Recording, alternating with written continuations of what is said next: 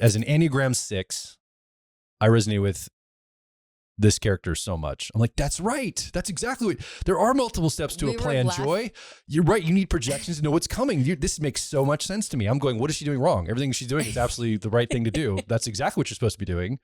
And I have no problem with any of it. We laughed throughout the entire movie because I think she said things that you've said word for word, like at least half a dozen times. Like this morning, probably. Yeah. Hi, welcome back to the Personality Hacker Podcast. My name is Joel Mark Witt. And I'm Antonia Dodge. So today I want to do an episode on the podcast unpacking a little bit of our take on a new movie that just came out called Inside Out 2 by Disney-Pixar that we've now seen twice in the theater in the last, few days. At the time of this recording, we're only a couple weeks into this movie's release, and it's already approaching $1 billion in revenue just in the United States alone. I think once it hits the worldwide markets, it's going to well surpass, I think, the $1 billion mark. I think even at the time of this recording too, it's like the 9th highest grossing animated film of all time. And in the year we're recording this, it is the highest grossing film for the entire year already. It's only been out a couple weeks. Yeah. So it's a good movie. Well deserved. Yeah. So quick warning, there's going to be spoilers in this episode. So if you haven't seen Inside Out 2 or even Inside Out 1, this will ruin it for you because in order to talk about what we have to talk about, we're going to be disclosing aspects of the movie. So turn this episode off right now if you don't want to hear spoilers. Watch the movie and then come back and listen in because we've got some things we want to talk about with you. And this is the second time, only the second time that of the entire 10 plus years of podcasting that we're going to talk about a movie as the central theme of the podcast. And the other time we did it was when the first Inside Out movie came out. Yes. Yeah. Way back in 2015-ish? A long time ago. Yeah. Almost 10 years ago. Mm-hmm. Yeah.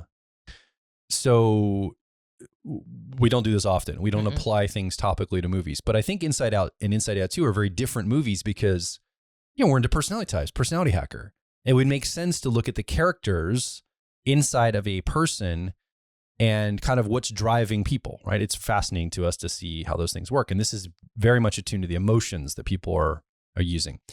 One of the things that I thought was really interesting, I've been reading some material about this in Antonia, and the little girl who's the character in the movie, her name is Riley. In the first movie, Inside Out 1, the whole premise centers around Riley is moving houses. I think she moves from like Minnesota or Michigan or somewhere in the Midwest of the United States to San Francisco. Minnesota To San Francisco. So it's about her having to leave an old life behind and start a new life. And the emotion that is introduced there is the emotion of sadness. It's a character that represents it. And joy, who's an emotion that was already there for Riley, has to contend with this new emotion on the scene inside of Riley. Well, and the reason why is because joy was the dominant emotion for Riley. And so I think Riley's supposed to be around maybe 10 or 11-ish. Possibly. I think when she moves. Yeah. And so she's young. She's young enough so that, joy is an understandable dominant emotion. Yeah. So when sadness comes on the scene, it feels like the opposite of joy, which I think we just did a episode on the feel wheel.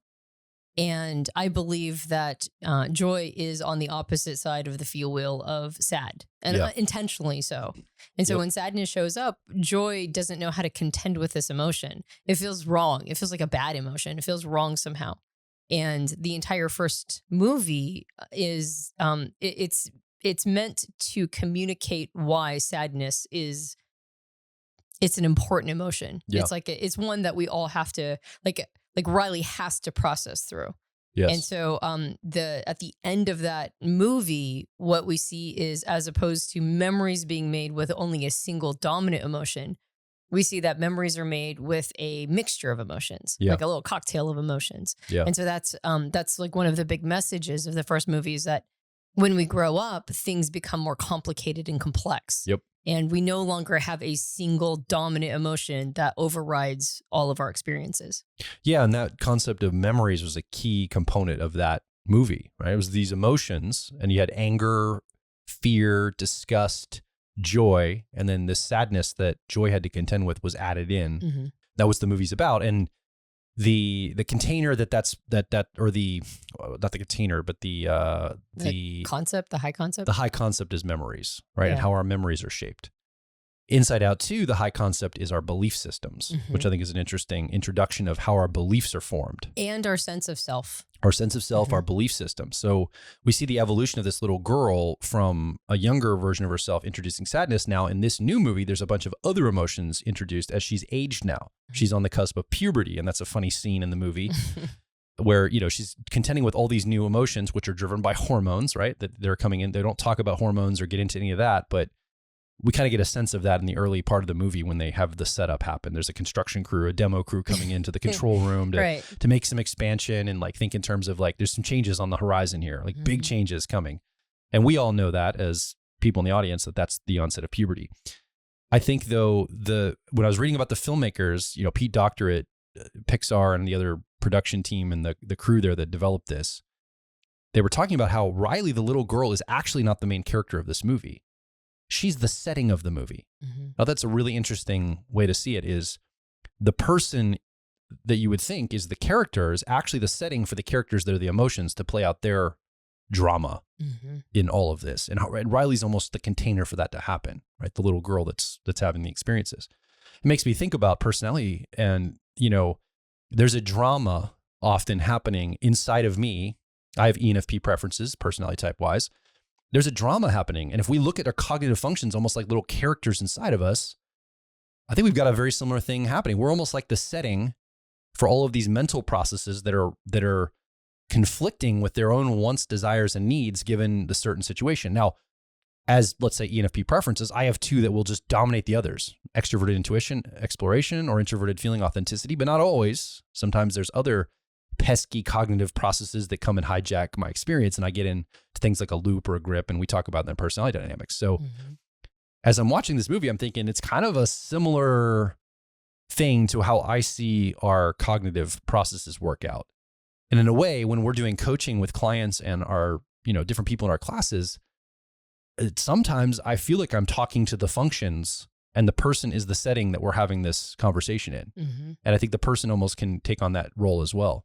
So I think it's an interesting frame to look at it through. Yeah, I think Inside Out and Inside Out 2, both of those movies, the reason why they're so well done is, well, first of all, they're very simple stories. Yeah, they're simple stories told in kind of like I want to say now it feels like an old fashioned storytelling style, which is, you know, it's not so complex that it goes over your head, but it's just the right amount of complex. It's just the right amount of because it matches life, right? It matches the life is, we simplify life, or we do our best to simplify it, so we don't need too much getting thrown at us.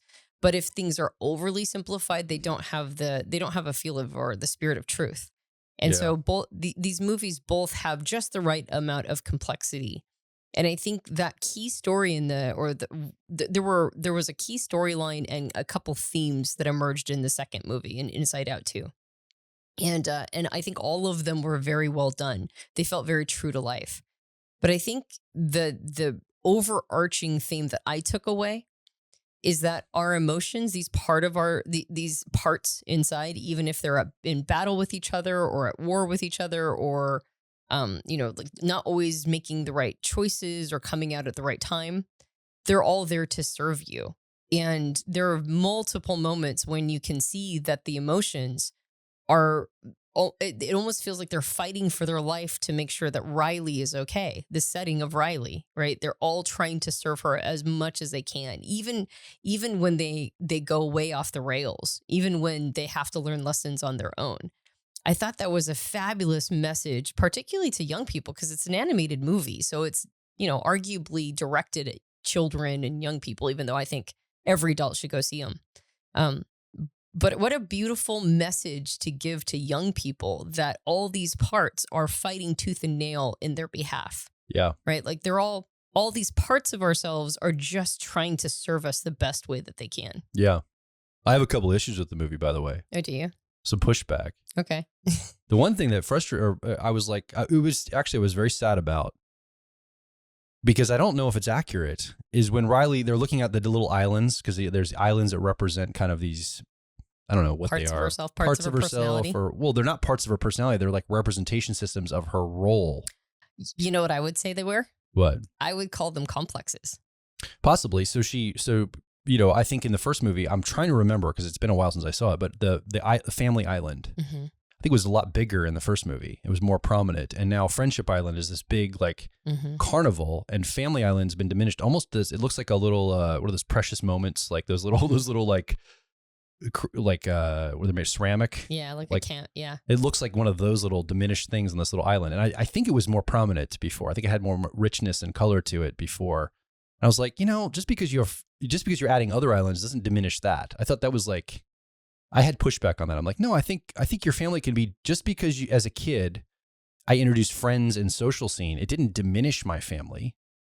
I think it was just as important to me. It was more things. So it felt either or in a lot of ways in that. I don't remember what what Family Island looked like in the first one. Yeah. I actually don't remember at all. Well, they seem to make a big deal out of like, oh, they were looking for, where's Family Island? It must have gone away. And like, oh no, there it is. But it was like a little tiny little. Yeah, I remember. And it was like, but look at Friendship Island. It was this big thing with this carnival, which makes sense, right. On the cusp of puberty, 12, 13, whatever. Yeah. But I don't think that family necessarily gets diminished there. Now, maybe in our Western culture in America, it does because we're told to, because we're so peer focused.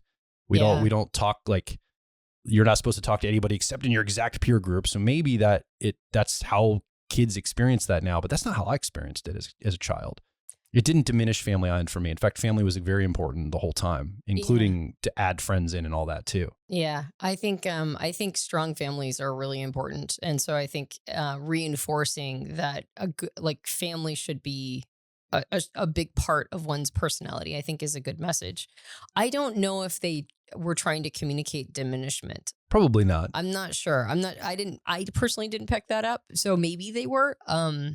I almost felt like it was precious and it was solid. Yeah. Whereas all the other islands. That's a good perspective to take. Yeah. It was kind of like, it was central, and it didn't change as much. That's what I took from it. I took like all the other islands change and grow and morph. This one doesn't change. It's a good way to see it. So that's how I don't know if I'm right.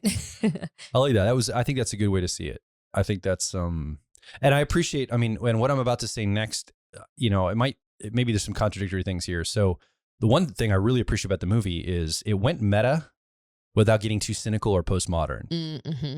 And that's really hard to do these days. It is. It's really hard to go meta on yourself and be self-aware as a movie without getting cynical or crass or too postmodern and kind of undermine the whole point of going meta in the first place. It did a really good job at balancing those two things. Well, going meta without going too postmodern. Yeah.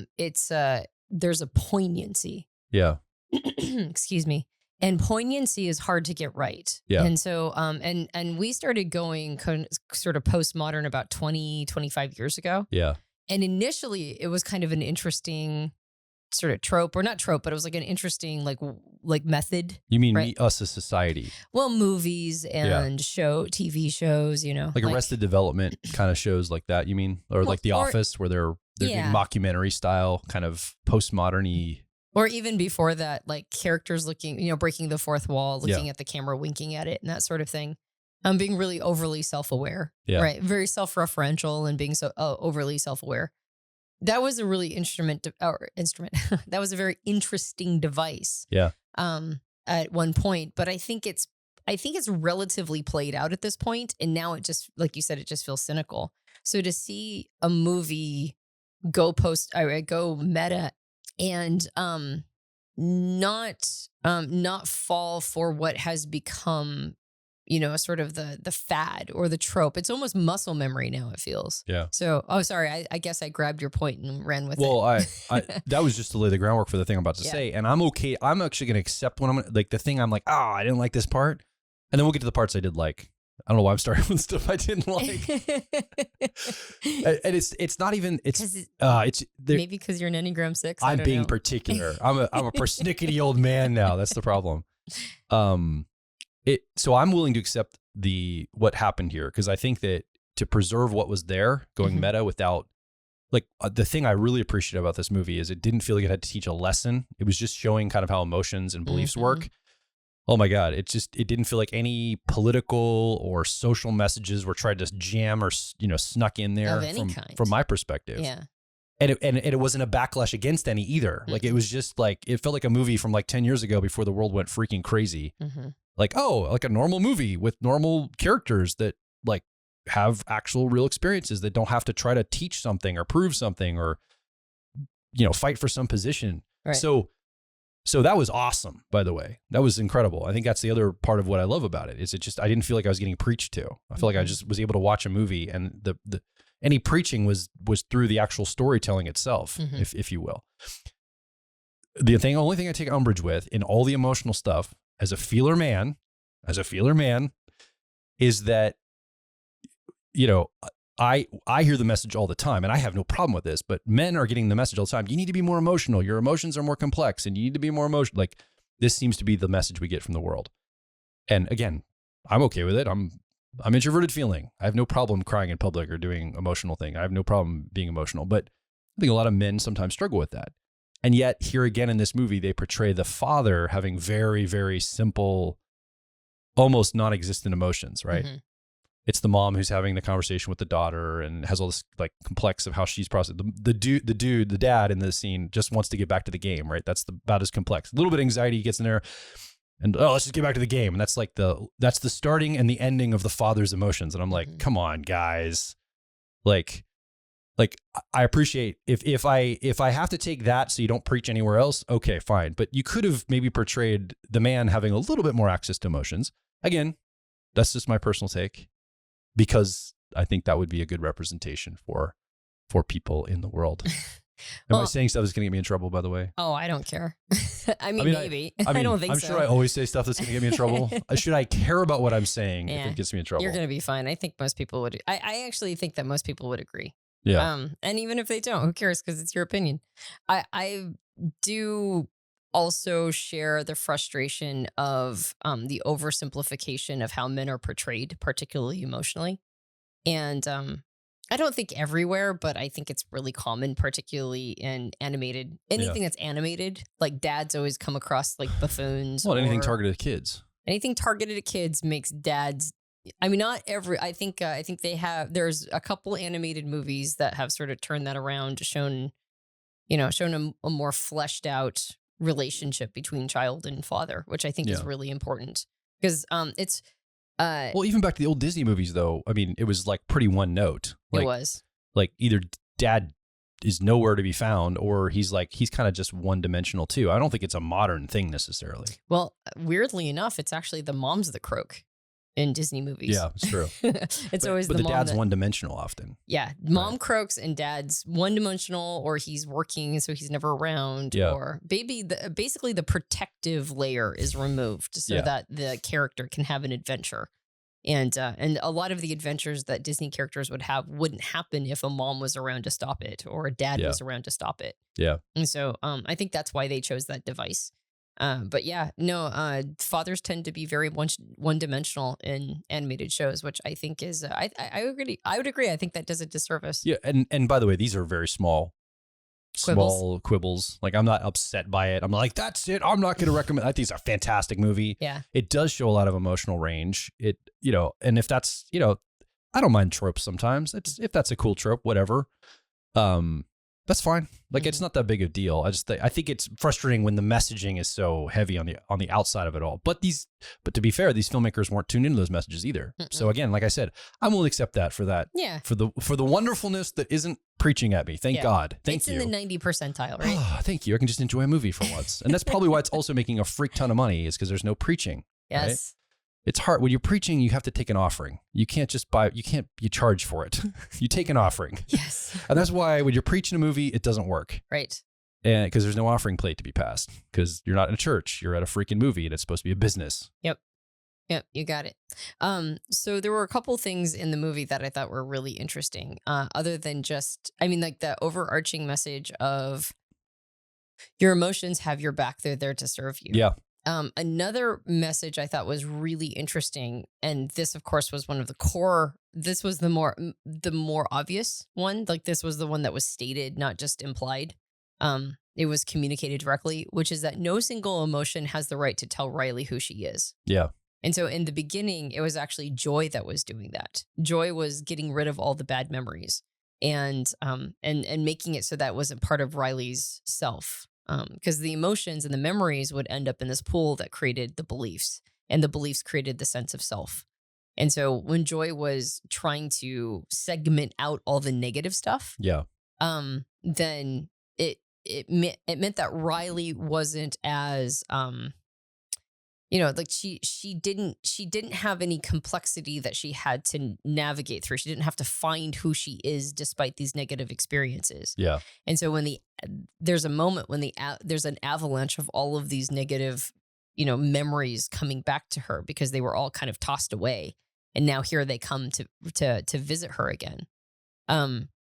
It's interesting that that the sense of self ended up becoming an ever-changing thing. Yeah. Right. Like it wasn't just one single, I'm a good person, or I'm a good friend, or I'm like I am this thing.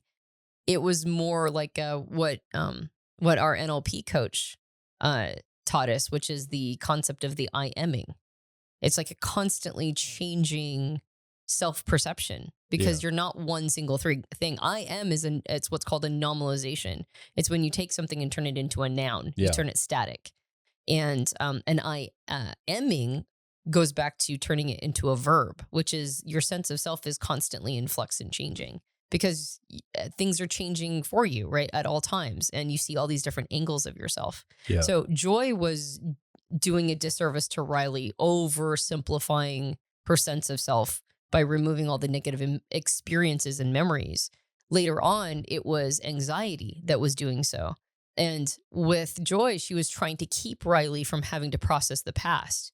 With anxiety was making it so all Riley could do is process the future, right? Or like projections into the future of everything that can go wrong. And then that put Riley into this massive grip. And so I thought it was really interesting that this idea of a single emotion that can grip us or start to manipulate our sense of self into believing we're something that that's an oversimplification of who and what we really are. Yeah. Well, and if we go, this is very Jungian. Yeah. We talk about this in our personality life path mentorship program all the time. John Beebe, our personal coach and friend now, because we worked with him for years. We train with John because he came up with the 8 function model. It's very Jungian. He's been an analyst for over 4 decades or 5 decades. He knew people who knew Jung himself. Anyway, the point is, we have a lot of conversation with John about the story of Peter Pan and how, Peter Pan is boyish and lacks maturity. And so Wendy, his anima, helps sew on his shadow. And now he can go and confront, this kind of withering authority in Captain Hook, who has the shape, his hook is the shape of Saturn. This is like this kind of countering authority and all this. And that matures Peter Pan. But he has to find his shadow and sew it on to be able to do that. And this is kind of a metaphor for the rest of us. And I see in Riley, it wasn't really shadow material, like in a real deep way, but in a way, this stuff's in the back of her mind in the story of Inside Out too. And you could look at this Jungian to say, she's one note and she's limited unless she can weave in also the other things that have happened to her, the shadow parts that she doesn't want to look at, that she's suppressed, that she's shot to the back of her mind, just covered over with joy and positive or covered with anxiety. But you have to look at those things to be mature. You have to look at those things to have a full sense of self, a complex sense of self. Otherwise, you're one-sided, like Carl Jung talked about. And to not be one-sided, to find the whole self that Carl Jung directed us to, or was pointing to, well, you have to look at all. You have to see the good and the bad. And I think that the movie did it.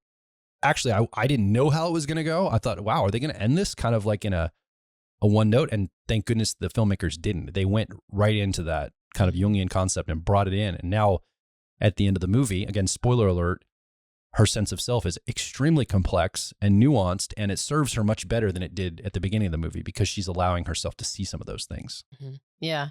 I think another really interesting concept was that our beliefs come from the emotional experiences we have in that are locked in our memories. Yeah. Which was really interesting. I think it's Eckhart Tolle that says that thoughts are concentrated emotions.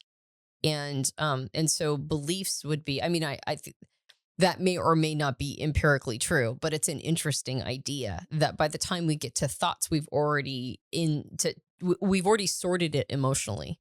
And so the idea that beliefs come from the emotions that we take away from our experiences, I thought that was interesting. So let's talk a little bit about some of the content in the movie itself, just for a moment here. We don't have to spend a lot of time on this. I just wanted to, while this is fresh in our minds, we just watched it. It's fun to just lay down some tracks and record a podcast about it. I think hopefully you're watching or listening, you find this interesting, and hopefully you've been able to see the movies. You can kind of be part of this conversation, and would love for you to come over and make some comments under this show. So the whole thing kicks off with puberty on the scene, like we mentioned at the top of this episode. And the main character that is introduced during puberty is this idea of anxiety, or this character of anxiety. The emotion of anxiety comes on the scene for Riley. And I identify with this character. It's played by, is it Maya Hawke, Ethan Hawke's, and Uma Thurman's daughter. She's fantastic actress. Oh my goodness, she's so good. If you're a Gen Xer, you need the context of knowing that whose daughter she is. But if you're millennial or younger, then you know who Maya Hawke is. Of course, millennials do. Yeah. I'm saying, to people our generation. Well, I saw her in Stranger Things. She did great in that too. She's a really good actor. She's just really good. She did a fantastic job playing anxiety. I thought she did really well. And I resonate with, as an Enneagram 6, I resonate with this character so much. I'm like, that's right. That's exactly what, there are multiple steps to a plan, Joy. You're right. You need projections to know what's coming. This makes so much sense to me. I'm going, what is she doing wrong? Everything she's doing is absolutely the right thing to do. That's exactly what you're supposed to be doing. And I have no problem with any of it. We laughed throughout the entire movie because I think she said things that you've said word for word, like at least half a dozen times. Like this morning, probably. Yeah. Like, no, we have to have a plan. We can't, it's our future we need to think about. I'm like, oh my God, they really nailed it. Yeah, they did. Exactly what I'm saying. Well, and how anxiety isn't this, I mean, it's like a pent up stress, right? It's like, I mean, she's bubbly and she's like, oh, I'm so glad to be working with all of you. And she's got kind of this chipper attitude. See? But underneath, we're trying to do our best. You can just feel the humming. Oh yeah. Tons of humming. And so I resonate with that character. But the other thing I realized is, as much as I'm tuned into that, people, they're like, you listening or watching right now, most likely you deal with outsized anxiety more than your parents and more than your grandparents. I think anxiety is the core emotion on the scene for most people. I mean, it's because there's so much uncertainty. And I think maybe if you didn't feel it before lockdowns and pandemic and stuff, I'm sure now you do, because who knows what the future holds. Like, we thought everything was set, and all of a sudden, like, things upended our world and it like all changed forever. And I think some of us haven't totally made peace with that change yet. I'd kind of try to pretend like it actually hasn't happened, right? The world isn't different. I want to believe it's still the same, even though I know it's not. Right. I want to delude myself and assume it is. And I think in that change, anxiety was introduced for a lot of people. A lot of people will write into us in our community and say, I deal with anxiety. Can personality types help me? I mean, I think it's a massive issue. And I think young people have social anxiety. I think we have all sorts of anxieties about all sorts of different things coming our way. And so I think I got tuned into an empathy or a sympathy of sorts from this. Like, oh man, I'm glad somebody's addressing this, because it is a challenge. And I liked it illustrated. It showed like how in the room they're creating these, like, the little worker bees are creating projections and sending them up to the brain. The imagination, right? They're sending up to the brain to try to help protect you. Protect Riley as the character or the setting. And they're sending these projections, and it's like all the possible things that could go wrong. And then Joy and the other team get in there and start sending up positive projections. And anxiety's like, these aren't helpful. I'm like, yeah, they aren't helpful. They're like, if it goes well, that's fantastic. But why do we need to imagine and prepare for that? If it goes well, we don't need to prepare for that. Which is also something we do need to prepare for, by the way. We need to prepare for success. And I bet, there's just as much as we need to prepare for failure. Well, and part of the reason why we have to have positive projections is because we manifest. It's like where attention goes, energy flows. Yeah. And the idea that, I mean, it's that same psychological phenomena when somebody gets in a car accident and they tell themselves over and over, don't hit the pole. Right? Yeah. And they go, don't hit the pole, hit the pole. They'll, like, 99 times out of 100 hit the pole. Yeah. And it's because their brain was focused on the pole.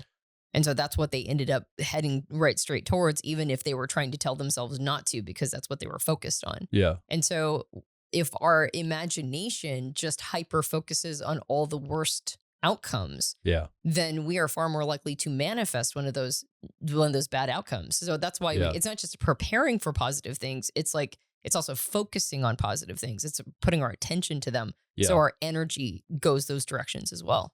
Well, you bring up the don't hit the pole. That actually on two fronts. One is, we do manifest the things we think about. But the other thing is, I mean, we know this, the brain cannot hear negation. Mm-hmm. It can only hear affirmation. So if you say, if my brain hears the word, do not hit the pole, all it hears is hit the pole. Mm-hmm. It can't hear the do not. It only hears things stated in the affirmative, not in the negative. Mm-hmm. And so if you don't want to hit the pole, you have to say, avoid the pole or slide into the grass. You have to say something else affirmative. You can't say something to negate something in your brain. Your brain can't hear it. Drive towards the grass. Exactly. Because your brain can only hear affirmative statements. Yeah. And that's something in the early days of personal growth. If you just make that change in your life, it revolutionizes everything, because you're like, if you just understand that one principle, right? So go back to anxiety. I think, so that's kind of the lesson is you start to talk about the things that you do want to happen. And if anxiety can help, so even using anxiety, and they brought it down to a short timeline, but the lesson here is, just like the don't hit the pole, is focus on what you can do and you can control and the outcome you can have, right? That's where anxiety can serve you. So instead of, because if you keep talking about the things you don't want that are going to go wrong, you're going to have those things because you're affirming those in your brain over and over again. Like, I don't want to lose my job. I don't want to lose my job. All your brain hears is, I want to lose my job. Or I want lose my job. Yeah, lose my job. Yeah, right. The brain's just hearing that over and over again. So you have to say, I want to keep my job, or I want to be promoted in my job. Like whatever the next phase would be, like the positive thing. That's the only thing your brain can hear and actually do something about. Otherwise, it's going to take like a dutiful, obedient servant to you. It's going to take whatever you feed it and just do that thing. But the thinker thinks, the prover proves. That's right. We've recorded a podcast on that, years ago. A million years ago. So that was the thing I was tuning to anxiety around, and I was watching that. Honestly, envy was introduced, embarrassment was introduced, and ennui. Ennui. I feel silly. Yeah. I'm a middle-aged person, and I have never read or heard about the emotion of ennui my entire life. I would have said disaffected, like seeing the characters. So the character's played by this like French girl, right? Who's like laying on the couch and she can't even be bothered, which is how I perceive the French, quite frankly. Most of them, not all, sometimes. So I think it's a funny caricature of the French culture. And ennui is kind of this disaffected, like nonplussed kind of like, it's the source of sarcasm and kind of like, nothing can rile you. You're above it all. And you're just like, nothing affects you. You're disaffected. You're bored with life. And somehow I missed the memo on this emotion as a nuanced emotion, either in writing or in verbal speak. But it's a fantastic emotion. Now I'm very much attuned to it. Well, it's also a word, because it is a French word. It's not spelled how it's pronounced at all, like not even a tiny little bit. So it's spelled, if I remember correctly, ENNUI. Yeah. And pronounced ennui. I think I just mispronounced it most of the time that I was reading it when I was younger. And then it wasn't until I got older that I heard the word ennui. I'm surprised that you haven't, because you studied script writing so much in film. Yeah. So it's a word that comes up a lot in criticism around film and books and that kind of thing. Well, and maybe I've seen it, but it didn't register or something. Well, I pattern when I read. I don't actually read words. I read so fast. I was going to say you practically speed read. Yeah. And so when you're speed reading, you're not getting specific words as much. But yes, ennui is very interesting. And I think it's interesting that came online during puberty.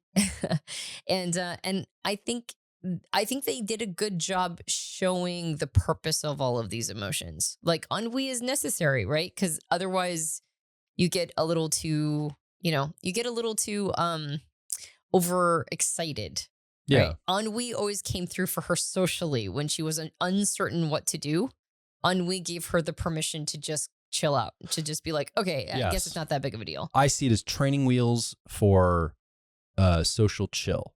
right? It's until you have the maturity to actually be chill. Yeah. This has the affectation of it. It's like training wheels on the way there. Well, and I think, I mean, if you, I don't think it's appropriate. I think that, to do a one-to-one between like the episode we did last week on the feel wheel and all of these emotions. I don't think that they were using quite the exact same philosophical foundation for, like, I don't think that Inside Out 2 was based on the feel wheel.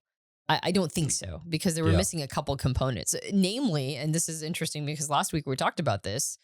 Same here, yeah. It's missing power. Now, I think they tried to communicate that Riley was in moments of power or felt empowered, like when she was playing hockey. Yeah. And it was a combination of like joy and anger and, like that was I think probably joy and anger together probably gave her this sense of the ability to feel empowered. I'm starting to form some thinking around this, though. I'm like, I wonder if we have we have a jacked up relationship with this as humans, because it didn't make it into Inside Out 2. I don't see it talked about much as an emotion. We might have a collective blind spot right now in society. I think so. Yeah, or in culture around the importance of and the concept of power. I think we even tried to not use the word power. I think we tried to use the word empower.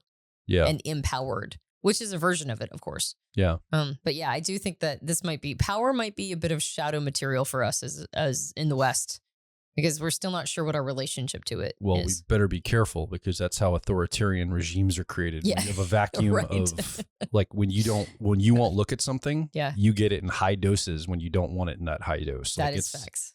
Yeah. Anyway, Yep. So that's something I've been thinking a lot about is, man, why don't we have a conversation? Why aren't we talking about that? And peacefulness we do, but peacefulness is almost like a result we get some in the future, but there's a state of being peaceful that we talked about last week on the feel wheel. Yes, and I was going to say ennui feels like not just a fake it till you make it until you get to like a sense of social chill. Yeah. But ennui also feels like an early version, maybe even of peace. Yeah. Right? Like this sense that it's going to, it's like, don't get too ruffled. And it looked like ennui came in particularly when anxiety was unsure of what to do. Like when anxiety was really uncertain. Like, what do we do with our hands? What do we do with our arms? How are we supposed to do this? And ennui's like, that's what pockets are for. Like, just put your hands in your pockets. And they're like, oh, good call.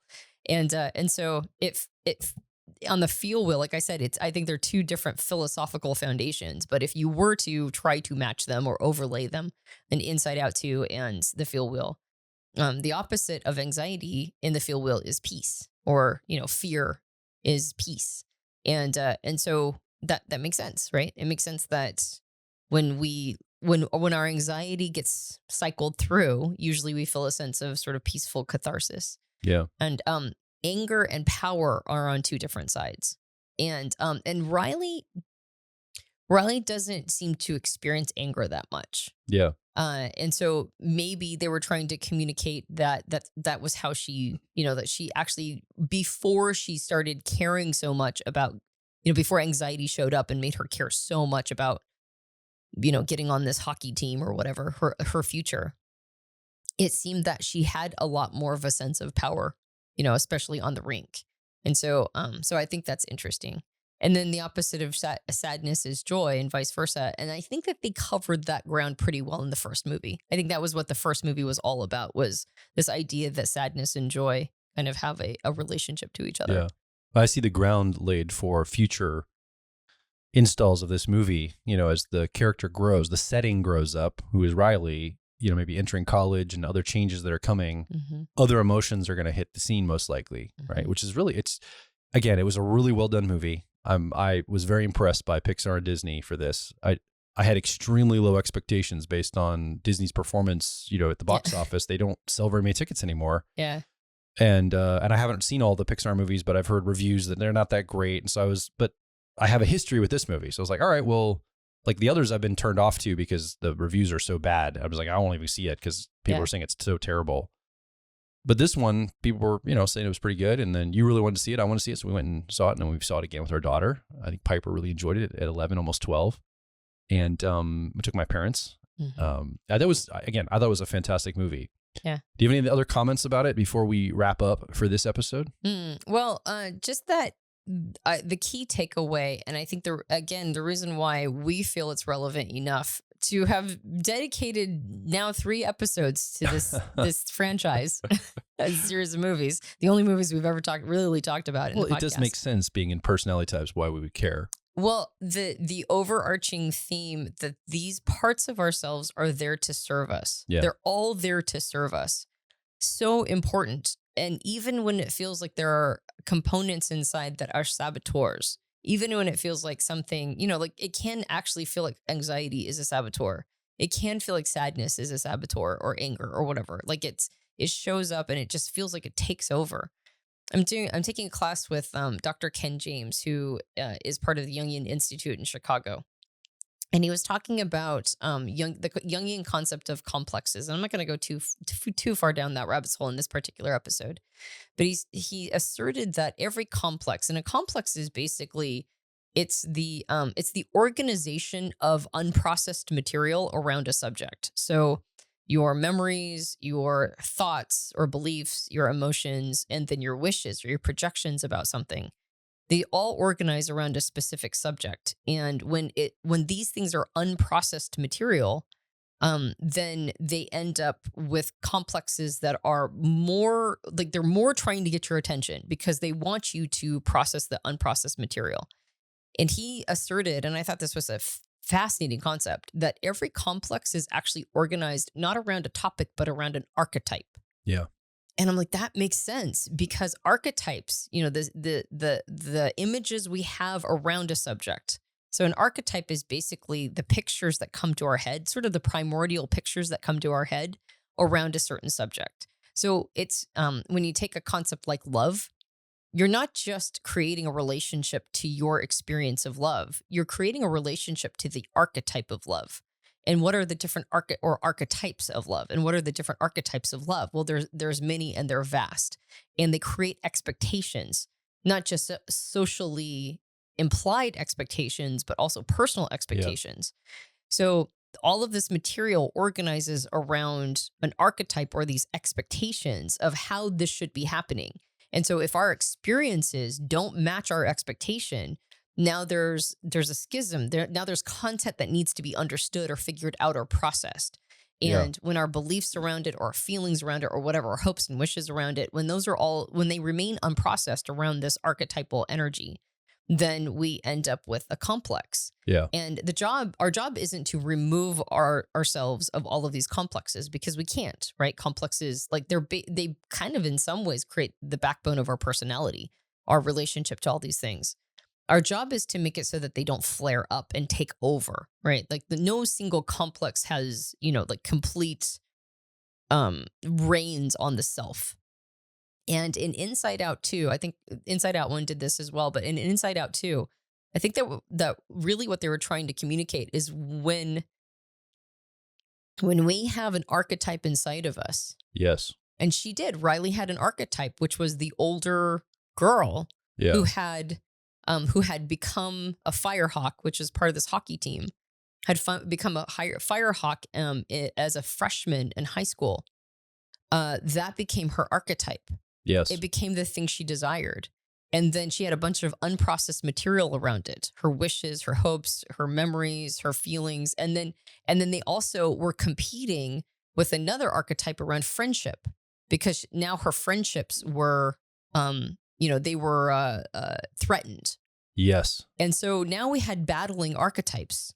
And now we had battling complex feelings and emotions that were they were influencing each other, but it was all just too much for Riley's 13-year-old or 14-year-old brain. However old she was entering freshman, so she's probably about 13, right? Yeah.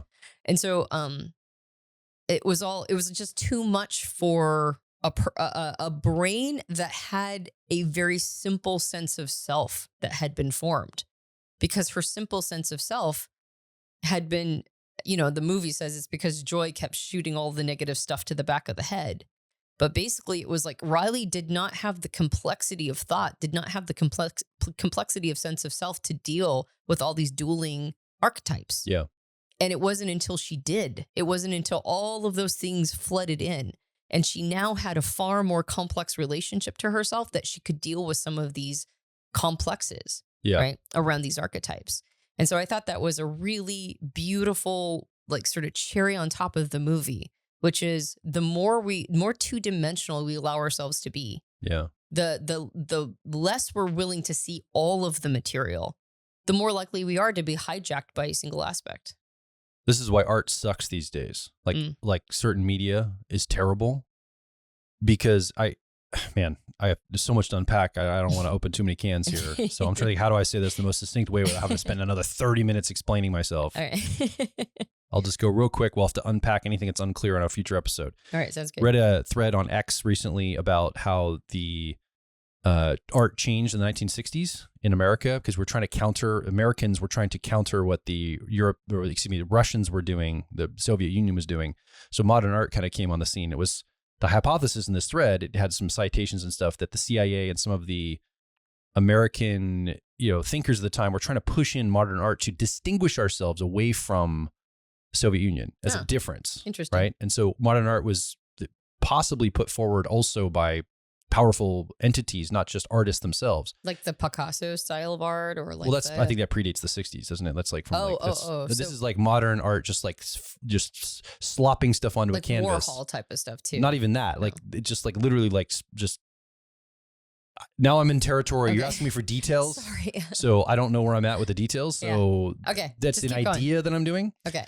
Point is, modern art came on the scene, and so the thread goes on. Whatever the reasons are, it doesn't matter. It got to the point where it said, "Here's the deal: artists now center themselves." Like we used to have art that tapped into a broader context of culture and probably archetypes. Right. Mm-hmm. This is probably what's coming. Like the statue of David being carved, by Michelangelo, he's tapping into the archetype of king and warrior and carving a biblical character in this archetype. And so it's beautiful art because it's tethering to something bigger than yourself. Right. But modern art is tethered, like it's my expression. It's who I am, and I'm going to put my stamp in the world. And so the art sucks. It's like these weird, bizarre expressions because they're all like narcissistic, like reflections of who the artist is, not the artist in relation to a bigger ideal. And as I'm thinking about art and expression and things that are created, I think In and Out did this very well. They tune into archetypes that are already there. And you can almost see a movie or a piece of art or something that's expressive. It taps into either themes or probably archetypes. It's going to be good. And if it doesn't, it's going to suck. And it's going to suck really bad. And, I'm terrified to step on toes, but I think this is where the conversation, like in the movie series of Star Wars, comes to. There was an archetype of lineage of, father to son passing lineage. It was archetypical story. And in fact, George Lucas studied archetypes with Joseph Campbell directly, Hero of 1,000 Faces. He was tapped into the archetypical nature and themes. The modern filmmakers are like, doing things like the Force is available to anyone. It doesn't matter. Like it feels to me like they're destroying the archetype of it. And I think that's what I'm not trying to put a hat in this ring. I don't care that much about Star Wars. I'm just watching the debates online and all the blame and all this like stuff of this franchise that people are disenchanted with. I think it points back to the lack of archetypical tunement in art and expression. Yeah. Well, I think there's two archetypes that come through the Star Wars concept, which is lineage, a father-son, passing something down, passing concepts down. That's very archetypal for sure. It's very primordial. And then the other one is that the concept of the acolyte and the, like the sage, like Yoda being the sage. You don't mean the show, The Acolyte, the new show that just came out. You mean the archetype of the acolyte. I've had totally forgotten that was the name. People are going to immediately think you're speaking about the show itself. Oh, that's so funny because I think I vaguely remember that there's a Star Wars show called The Acolyte because I haven't been tuned into the It's really new at the time of this recording. So yeah, that's right. But I mean the archetype of, the master and the Obi-Wan Kenobi with Luke Skywalker, you're talking about the training. Or Yoda. With somebody, yeah. Yeah, he starts out with Obi-Wan, but then he ends up with Yoda. The apprentice with the master is the archetype. Exactly. And so it has to be earned. And not that I've watched all of the newer franchise Star Wars movies, 7 through 9 or whatever. But I did notice, at least in the ones that I watched, it was more Spider-Bite Spider-Man than it was Batman Earn It. Like I'm the character of Rey was able to do things without any training. Yeah. That Luke was barely able to do after intense training. Yeah. And so, so the other archetypal energy or the other archetype that I think is kind of being brushed over is the one of earning. Yes. Like working super duper hard as an apprentice and then earning your stripes. And I think that one also is, when that's not there, it's really hard for audiences to connect to the character. Now, Spider-Man, who is probably the quote unquote, the biggest offender of getting a spider bite. What they did Literally. was, the biggest offender of like simply just getting, having it, given to you.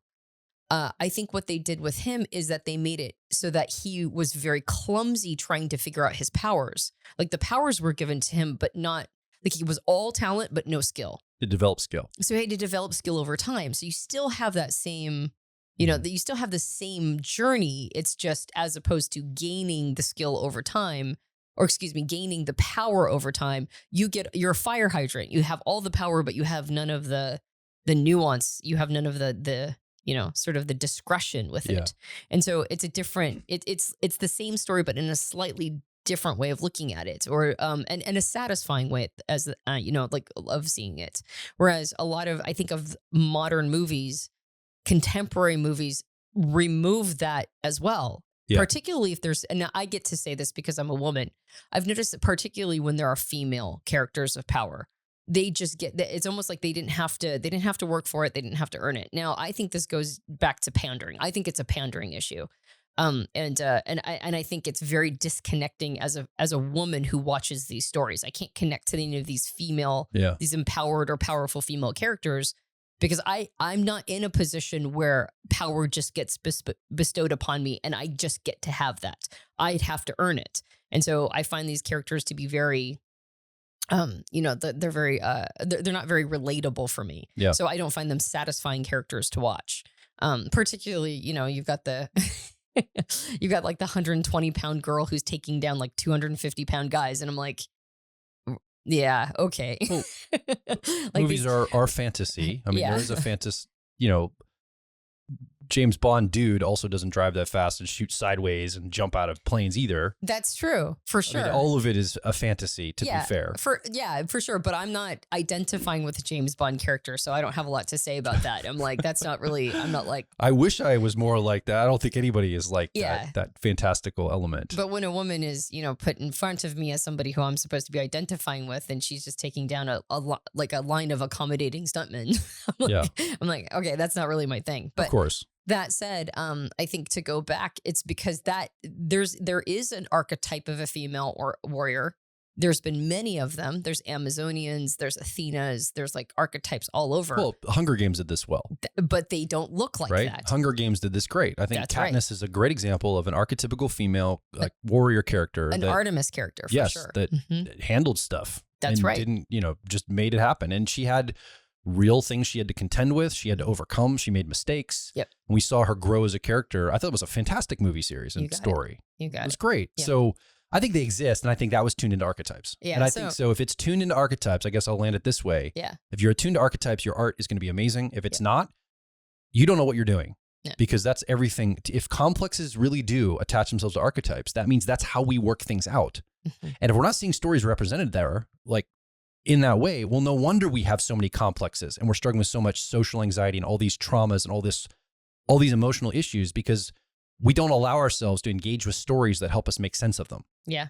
And if you don't, you're going to have a culture that's broken, doesn't understand itself, and is wigged out by all the emotions it can't handle. Now, on the flip side, and to go back to Inside Out 2 is a great example of this, I think as a culture, we have done a massive leap up in our awareness of emotional sophistication. Absolutely. Our EQ as a culture, our EQ is leveling up and has leveled up over the last 100 years beautifully. And so I think what we need to do now is we need to reconcile these two things.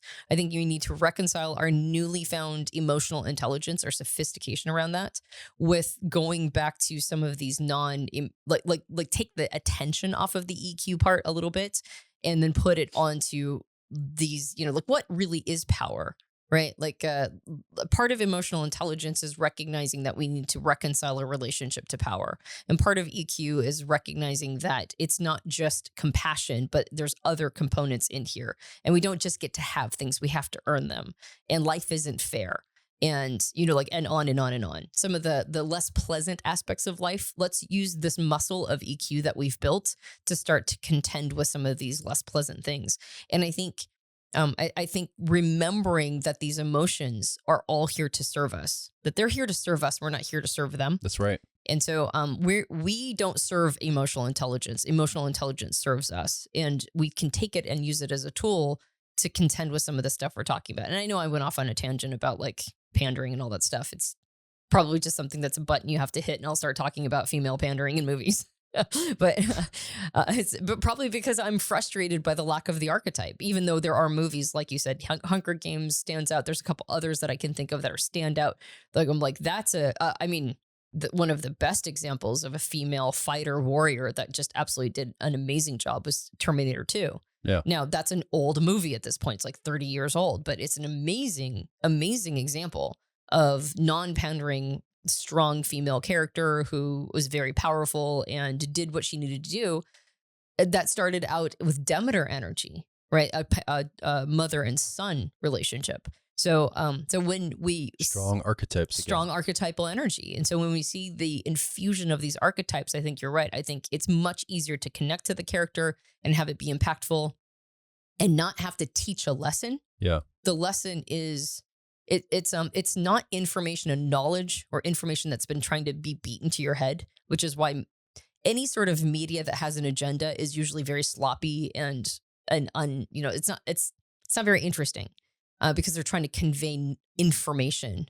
But when you have a story like Inside Out 2, it's not information it's trying to beat in your head. It's trying to present wisdom, right? Yeah. It's trying to present like sort of the inherent wisdom of understanding these core principles of life and living and having a human experience, really. It's the operation of all that information. How do you use it? How does it influence your life? What do you do with it? Yeah. Where does it impact you? So what do you think? You've been watching or listening along. You might have a very different opinion than me and Antonia about this movie. Maybe you've seen it and you didn't like it, or maybe you just have a very radically different take to it. What is coming up for you as we're talking about the themes of emotions? We're talking about movies kind of in a meta way a little bit, like tuned to archetypes or not. And I think it makes a good movie if you tune to archetypes, just like the filmmakers and storytellers of the past have done all this time. What's coming up for you? Come over to personalityhacker.com directly below this episode. We'd love to hear from you. Leave a comment, ask a question, or more importantly, share your story about, your journey in some of this. Maybe you've had some emotional upgrades. You've grown or stretched yourself in some ways. We'd love to hear about that. Again, come over and make your voice heard at personalityhacker.com. And if you enjoyed this podcast, you can subscribe to us on various platforms, iTunes, Android, Spotify, etc. You can watch us in video form. We have a video podcast, so you can head over to YouTube, Personality Hacker, and you might be watching us right now. And if you enjoyed this episode, you could subscribe, and hit the bell for new episodes. And of course, there's all sorts of places to put comments. I was pretty whiny for comments a couple episodes ago. I was like, nobody's making comments, and a couple people did, and I'm just super, super grateful. So thank you for doing so. I read all of them, and I was really grateful. So, and then there's a couple people who were like, I can't figure out how to make a comment on Spotify, so I'll just go ahead and put it on YouTube. I'm like, thank you so much. It was exactly what I was looking for. Hit the spot. Yeah. So, thank you so much for doing that. And in this conversation around archetypes and complexes and all these things and having higher EQ and understanding that all of our parts are there to serve us, might we recommend that you do a deep dive into your car model.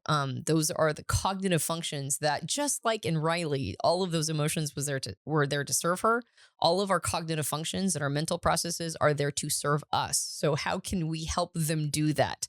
And an owner's manual, the Personality Hacker Owner's Manual for your type, is exactly that. It teaches you how to use all of these cognitive functions, all these parts of you, to serve you in the best way possible. So head over to personalityhacker.com and find the owner's manual that fits your personality type. Great place to start. Yep. And we're adding to that as we continue on. So it's a really great course to get, and I think it would really impact your life and your personality.